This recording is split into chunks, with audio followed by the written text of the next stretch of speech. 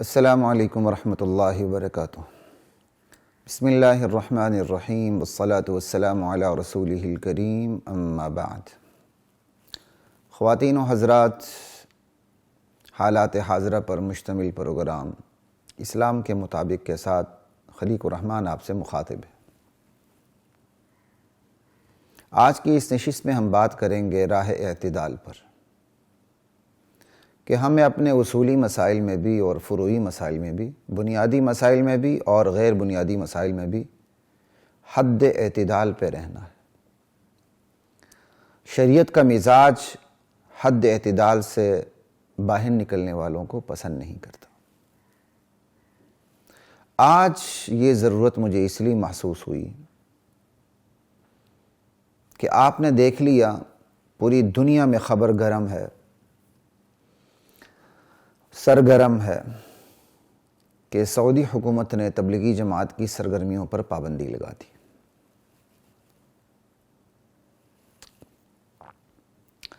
یہ تو یک طرفہ بات ہوئی ہے، اور الحمدللہ اس پابندی کے خلاف ہم نے بات بھی کی ہے، اور الحمدللہ ہائی کورٹ جیسے اسٹیج سے بات کی ہے۔ لیکن کچھ دکھتے مسائل ہر طرف ہیں۔ بے اعتدالی یک طرفہ نہیں ہے، بے اعتدالی یک طرفہ نہیں ہے، بلکہ یہ میں کہوں گا تو غلط نہیں ہوگا، بے اعتدالی ہر طرفہ ہے، دو طرفہ نہیں، ہر طرفہ ہے۔ ہمیں ہر مسئلے میں اعتدال کی ضرورت ہے۔ اعتدال کے نعرے لگانے والے بھی بے اعتدال ہوتے ہیں، عوام کے سامنے معتدل نظر آنے والے، فروعی مسائل میں نہ پڑنے والے، اور فروعی مسائل میں نہ پڑھنے کا کہنے والے، بلکہ بہت سے لوگ جو اصولی مسائل کو بھی نظر انداز کر دیتے ہیں عوام کی واہ واہ میں آ کے یا کسی بھی وجہ سے، وہ بھی وچوں اندر سے غیر بنیادی مسائل میں بھی انتہائی متعصب واقع ہوتے ہیں۔ جن کو واسطہ پڑا ہے ان کو اس حقیقت کا اچھی طرح ادراک ہے۔ چونکہ سوشل میڈیا کی دنیا ہے، بات لاکھوں کروڑوں تک جاتی ہے، اس لیے میں نام لینا پسند نہیں کرتا، صرف مزاج کے حوالے سے بات کرتا ہوں۔ تبلیغ جماعت کے حوالے سے تو الحمدللہ میں نے ہائی کورٹ کے سٹیج پر جمعے میں بات بھی کی، اور وہ کلپ آپ لوگوں نے سن بھی لیا۔ ابھی میں اپنے یہاں لائبریری میں بیٹھ کے کچھ کتابوں کا مطالعہ کر رہا تھا، بلکہ میں ایک کیا کہتے ہیں فتویٰ کی کتاب کو دیکھ رہا تھا، تو فروعی مسائل کے اندر اتنی بے اعتدالی شدید قسم کی نظر آئی کہ بہت دل پریشان ہوا، بہت طبیعت خراب ہوئی۔ اسی وقت میں نے چاہا کہ اس حوالے سے آپ کے سامنے ضرور بات کی جائے۔ ہم عوام ہوں کہ علماء ہوں، طلبہ ہوں کہ کچھ اور ہوں، ہمیں بہرحال اعتدال کی ضرورت ہے۔ ہم انتہائی غیر معتدل واقع ہوئے ہیں۔ اصولی مسائل میں بھی اعتدال کی ضرورت ہے۔ اصولی مسائل میں اعتدال یہ کہ اس پہ سمجھوتا نہ کیا جائے، یہ ہے اصولی مسائل کا اعتدال۔ اصولی مسائل میں اعتدال کا مطلب یہ نہیں ہے کہ آپ لیٹ جائیں اصولی مسائل کے سامنے، اصولی مسائل کے حوالے سے لوگوں کے سامنے لیٹ جائیں، بدعات کا ارتکاب کرے لوگوں کو خوش کرنے کے لیے، امت کو جوڑنے کے لیے، یہ بھی ناجائز ہے۔ فروعی مسائل میں اعتدال یہ ہے کہ اپنے مسلک کو چھوڑو نہ، دوسرے کے مسلک کو چھیڑو نہ، یہ ہے فروعی مسائل کے حوالے سے۔ فروعی مسائل کے اعتبار سے بہترین جملہ یہی ہے، اپنے مسلک کو چھوڑو نہ، دوسرے کے مسلک کو چھیڑو نہ۔ اس سے بہترین تشریح فروعی مسائل میں اعتدال کے حوالے سے نہیں ہو سکتی۔ خواتین و حضرات، اعتدال کی ضرورت سب سے زیادہ کس کو ہے؟ میں سمجھتا ہوں کہ اعتدال کی سب سے زیادہ ضرورت عوام سے بھی بڑھ کر علماء کو ہے، کیونکہ عوام فروعی مسائل میں بے اعتدالی کا شکار تب ہوتی ہے جب علماء فروعی مسائل میں بے اعتدالی کا شکار ہوتے ہیں۔ حتیٰ کہ عوام بھی اصولی مسائل میں بے اعتدالی کا شکار تب ہوتی ہے جب علماء اصولی مسائل میں بے اعتدالی کا شکار ہوتے ہیں۔ علماء رہبر ہیں، رہنما ہیں، ان کو سرچشمہ سمجھنے والے جب ان کے پاس آتے ہیں، ان کی تعلیمات سے متاثر ہوتے ہیں، تو پھر ان کے قول و عمل پہ وہ عمل کرتے ہیں۔ اس لیے اصل ضرورت اعتدال کی عوام سے بڑھ کر علماء کو ہے۔ علماء ٹھیک ہوگی، عوام خود بخود ٹھیک ہو جاتی ہے۔ اگر علماء ہی اصولی اور فروعی مسائل کے اندر حد اعتدال میں نہ رہیں تو عوام کو آپ قابو نہیں رکھ سکتے، عوام بے قابو ہوگی۔ ابھی آپ دیکھیں سیالکوٹ کے مسئلے میں جو سری لنکن بندے کا قتل ہوا، یہ کیا تھا؟ یہ نام نہاد علماء تھے جنہوں نے بڑے بڑے نعرے لگائے، حد اعتدال سے نکلے، اس کا رزلٹ عوام کے اندر یوں پہنچا۔ تو ہم ہر طرف سے بے اعتدالی کا شکار ہیں، اور اس بے اعتدالی کا ذمہ دار میں معذرت کے ساتھ بغیر کسی معذرت کی ضرورت کیا ہے، میں علماء کو سمجھتا ہوں۔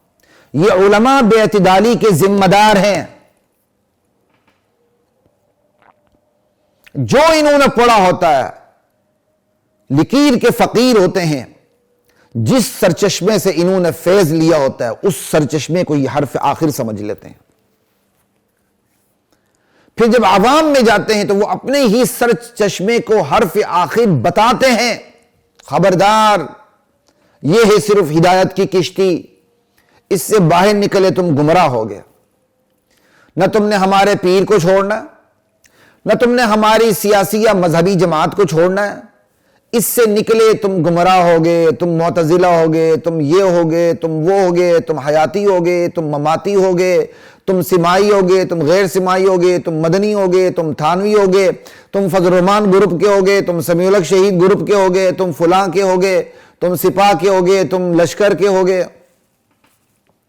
حلم مجر آپ لگاتے جائیں آگے۔ لا الہ الا اللہ۔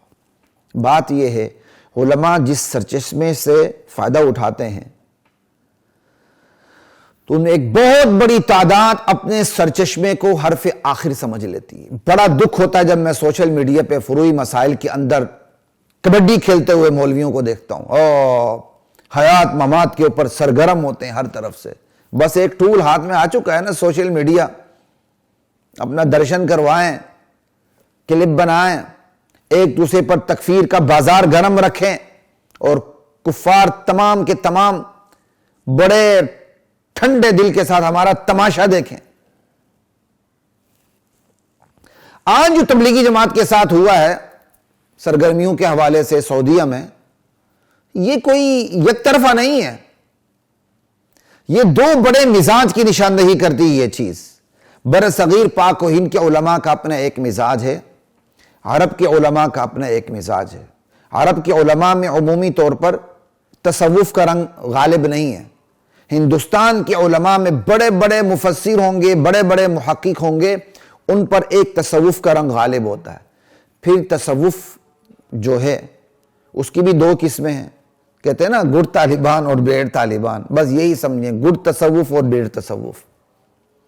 وہ برے تصوف کے اثرات بھی اچھے متصوفین پر پڑتے ہی پڑتے ہیں، کئی دفعہ بچنا بہت مشکل ہوتا ہے۔ بڑے اللہ تعالیٰ نے جن کو بچانا ہوتا ہے وہ بچتے ہیں۔ میں تصوف کی مخالفت نہیں کر رہا، لیکن میں کہہ رہا ہوں تصوف کے نام سے جو غلط چیزیں آ چکی ہیں ان سے بڑے بڑے محفوظ نہیں رہ سکے۔ میرا کہنے کا یہ مطلب ہے۔ اور عرب و عجم کے مزاج کا فرق بتانے کی ضرورت ہے۔ عرب کے علماء عقیدے میں بڑے پختہ ہوتے ہیں، وہ صرف صحیح العقیدہ نہیں ہوتے، راسخ العقیدہ ہوتے ہیں، راسخ العقیدہ ہوتے ہیں۔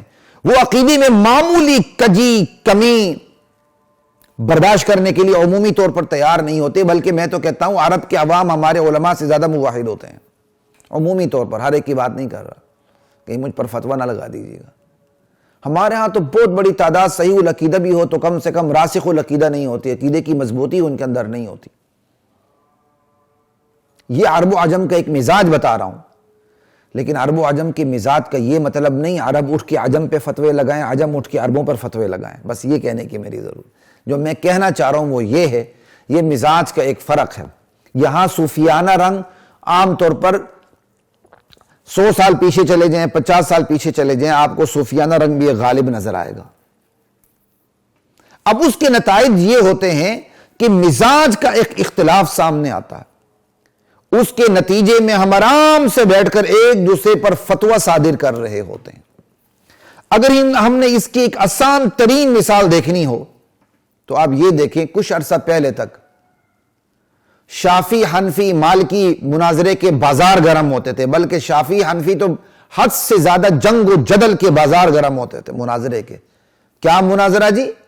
رفع دین پر، آمین بالجہر پر، فاتحہ خلف الامام پر، استنجا بالحجر پر بھی شاید ہوتے ہوں گے۔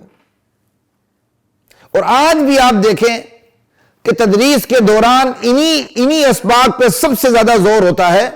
ہماری ساری کی ساری شیخ الحدیثیت معذرت کے ساتھ انہی مسئلوں میں نظر آ رہی ہوتی ہے، جہاں ایمانیات کی بات ہوتی ہے، جہاں معاملات کی بات ہوتی ہے، جہاں بیوع کی جدید شکلوں کی بات ہوتی ہے، جہاں آج کی دنیا کے جو مالی معاملات ہیں ان کی جدید شکلوں کی بات ہوتی ہے۔ وہ تو طلبہ کو نام تک نہیں آتے، استاد کو نہیں آتے تو طلبہ کو کہاں آتے ہوں گے؟